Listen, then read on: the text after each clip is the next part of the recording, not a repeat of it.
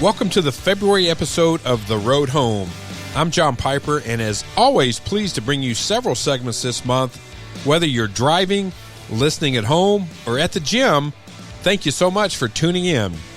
I sit down with Rod Landorf of Yokahoma Tire to share some insight into tire care, hazardous road driving conditions, how to save money on tires, and much, much more. I also talk with Nevein Jeff, a vacation travel expert, and we talk cruises, how to plan and execute a vacation of a lifetime. A very important segment as I visit with the CEO of the California Trucking Association, Sean Yaden, about the implications of California Assembly Bill 5 and how that can impact independent contractors and trucking companies that use the independent contractor model.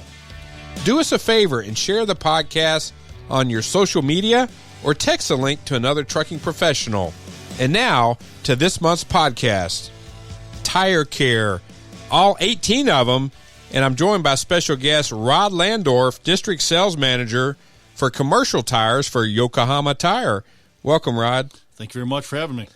Well, we've known each other for a while. You've been in the transportation industry for a long time. Why don't you give the audience a little bit of background of all the things you've done in trucking? I mean, quickly, I've been in transportation for about 30 years. Started out in basically the trailer leasing business in the operations side, working at a local branch, and moved my way up through there into the corporate office and became the director of maintenance for one of the larger leasing companies. Rod, one thing we want to talk about today, we're still in the heavy winter season as we record this leading up to Super Bowl Sunday. They're going to be nice and warm down there in Miami, but there's still a lot of harsh driving conditions all around North America, Canada, the upper Northeast area. What can you say a little bit about safe driving in inclement weather, both rain, snow, and ice? I would say there's probably a couple of key pieces that you want to pay attention to. Simply, one is that the application that you're utilizing your tires in. So you don't want to have a non-traction tire when you're trying to get through mud or a lot of water and snow. And then secondly, based on all that, is one of the key pieces would be inflation. Now, speaking of inflation, we were just talking about some technology, how to monitor tire inflation, tread depth. Let's face it, when a professional driver is done for the day or getting ready to do their pre-trip, they may not always inspect every single tire as thoroughly as they should or could. What are some suggestions on keeping proper tire inflation on a big rig? Well, there's a couple different things that you can do. One is that, definitely is during your pre-trip operation, you should have yourself at the worst, a thumper, which doesn't really do the job, but at least will give you some indication. But, having a tire pressure gauge or, even, as you were saying, using some technology, there's companies out there that you can go through like a Tire Pass or a Tire Center, and you can actually have them, go through and look at your tires, whether that's, utilizing some Bluetooth technology at the same time, or, even using the manual stuff that's been around for years and years. And what is I don't know two tires are the same, but is there a certain PSI that's recommended tire inflation-wise? Well, I mean, if you go across industry standards and applications, there's been a big kind of, I would say, let's say a misnomer in utilizing 100 PSI across the board for your steers, your drives, and your trailer.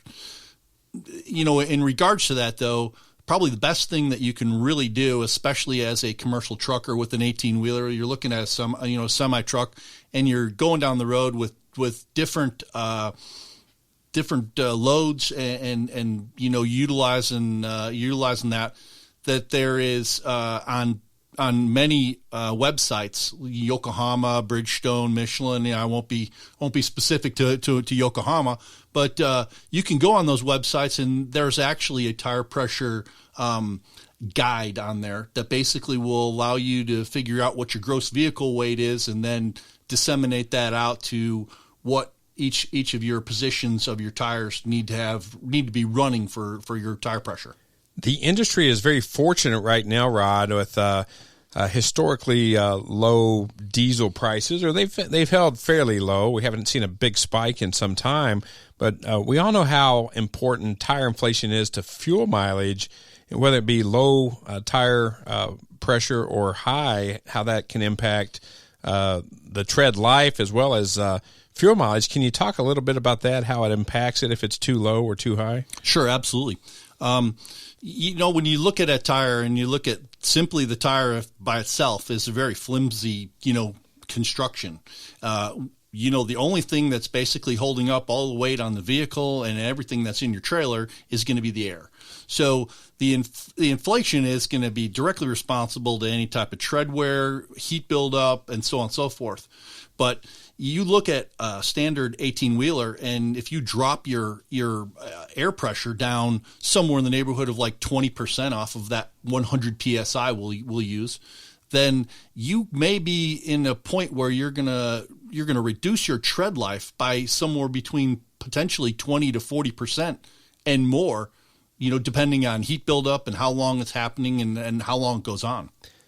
And again, you have to be brand specific, but I know you probably know the price points of not only the Yokohama product, but other products.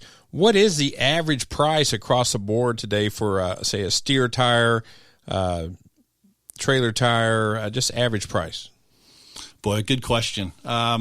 If you wanted to throw an average price out there, I would say somewhere in the neighborhood of, let's say $350 for steer tire.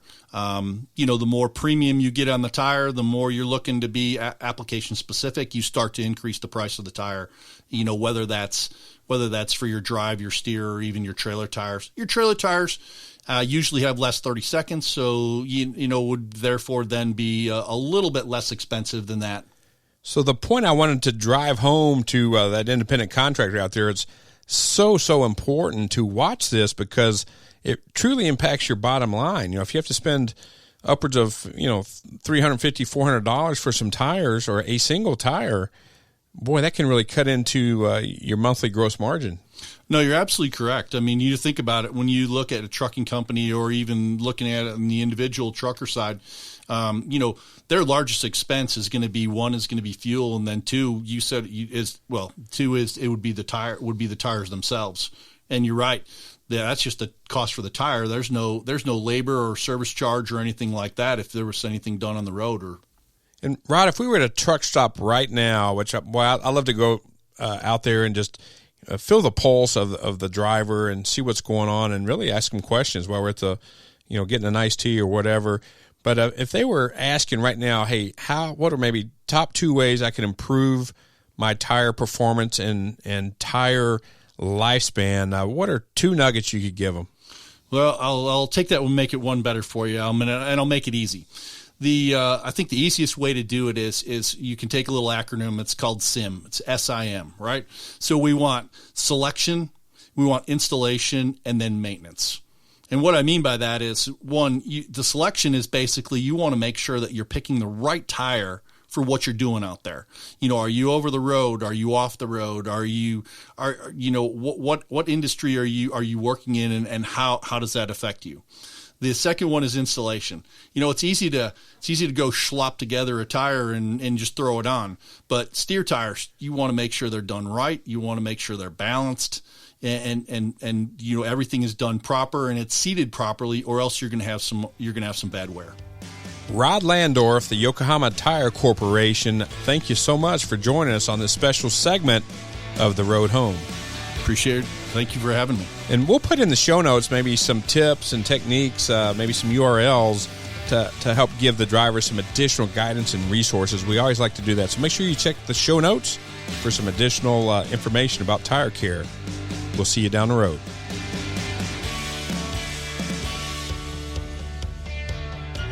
On this segment of The Road Home, I sit down with Nevein Jeff, a long-time vacation planner and travel agent, to talk about cruising. And I don't mean down the interstate. We are talking cruise vacations on the big boats. Welcome, Nevein. How you doing? I'm good, John. How are you? Great. We talk to trucking professionals all the time, and they don't get a chance to really break away and really carve out vacation time. Vacation time to them a lot of time is just home time, getting out of the truck, maybe being home for more than 2, 3, 4 days. But I know a lot of them really hungry for planning that family trip, or if they're single, maybe a trip with friends on a cruise or some type of destination. So on this segment, we're going to talk about cruising. How's that sound? That sounds great. I think everybody needs a vacation. It's just very refreshing. It re-energizes you again to go on the road and makes you appreciate it. Always good to have one on the books so you can have something to look forward to. Now, when families or individuals start thinking about a cruise, I know for us, we've been on one cruise as a family, and it can be overwhelming. Various cruise lines, various destinations all over the world. 4-day cruise versus 7 days or even longer, on and on and on. So today, just try to simplify some things for the audience. Can you break down, maybe start with the various cruise lines and how they each are uniquely different? Absolutely. So you've got Carnival Cruise Line. It's geared towards fun, simple, budget, mainly. Just a lot of fun, a lot of activities for families and kids and even single people.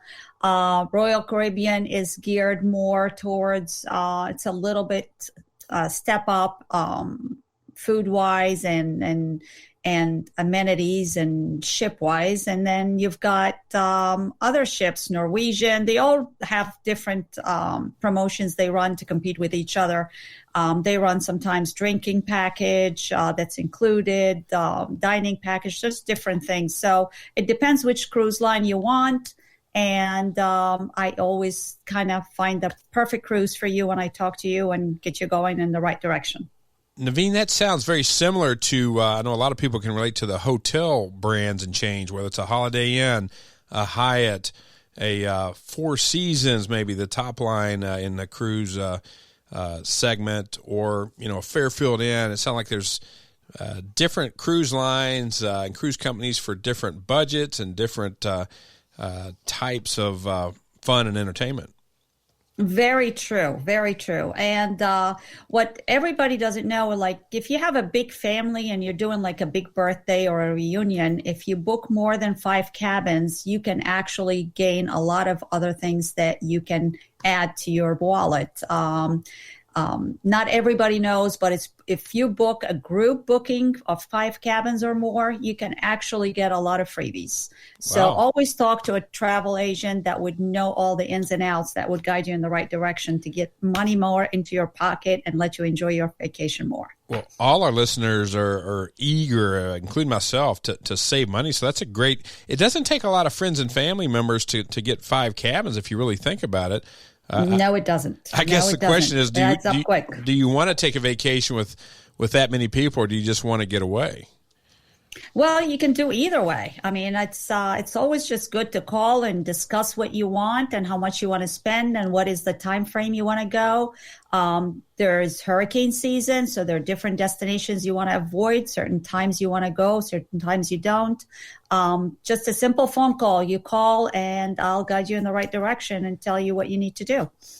Well, I know for me personally, I'm sure the listeners are hungry to know, what are some of the top cruise destinations you get requests for from your clients? A lot of people like to go to Jamaica and the Cayman Islands and the Bahamas. A lot of people like also to do Southern Caribbean cruise, where you cruise out of Puerto Rico. And that cruise is definitely a week cruise. It's not less, and it goes to about 6 islands in 7 days. Well, I think I noticed you recently got back from Jamaica. Is that correct? Actually, yes. Well, I travel quite a bit. Jamaica was in May, but I recently just got back from Aruba. Okay. Well, why don't you personally, just at a real high level, because I know you could probably talk for a long time about how great those vacations were, but can you maybe touch on on one of those two destinations, and